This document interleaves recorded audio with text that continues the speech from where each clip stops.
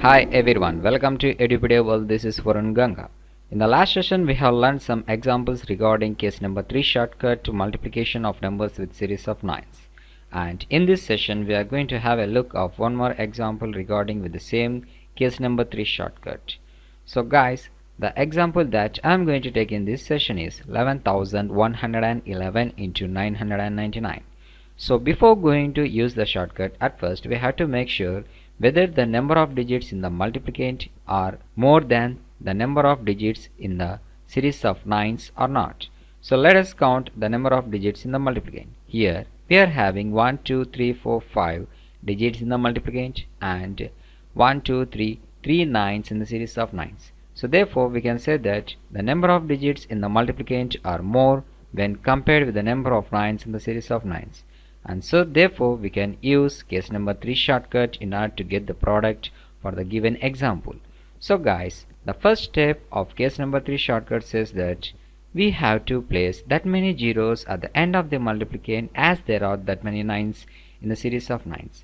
Here in the series of 9s we are having 3 9s. So therefore we have to keep 3 zeros at the end of the multiplicand, that is 11,111, and now the number becomes 11,111,000. So guys, as the step number 2, now what we are going to do here is we are going to subtract the multiplicand from the multiplicand that is placed with zeros. That means we are going to subtract 11,111 from the number that we have got in step number 1, and the difference that we are going to get is considered as the final result. So guys, now let us subtract those numbers. So now to subtract, I am using here Bindavankana method. I think you know what is Bindavankana method of subtraction.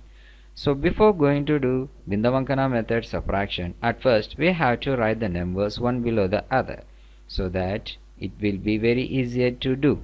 And we have to place two horizontal bars in order to highlight the answer that we are going to get here.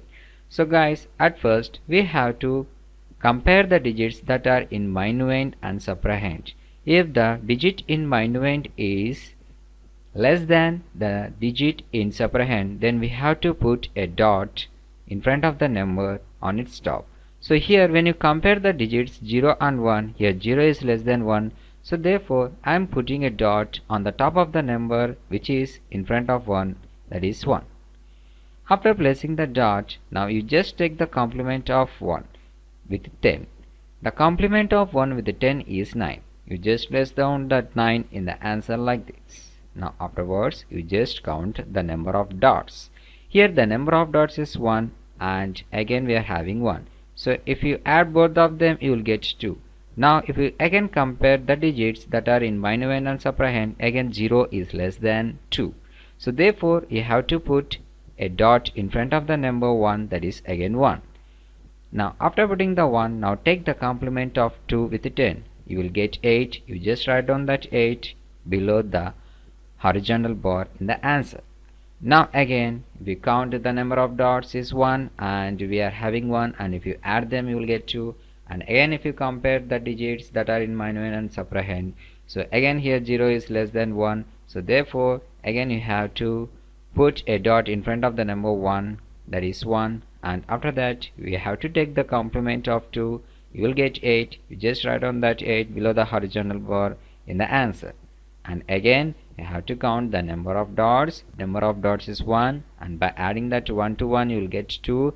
And if you compare the digits, that is 1 and 2, again here 1 is less than 2. So therefore you have to place a dot in front of the number 1.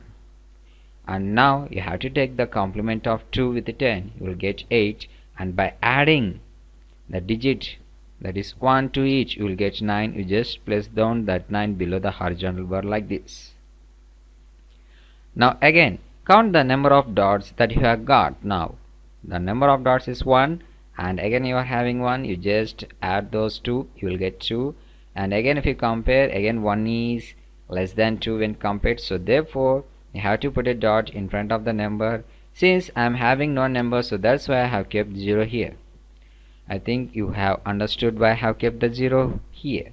Now again by taking the complement of 2 here, I will get 8, and by adding the upper one to each, you will get 9. You just place down that 9 below the horizontal bar like this.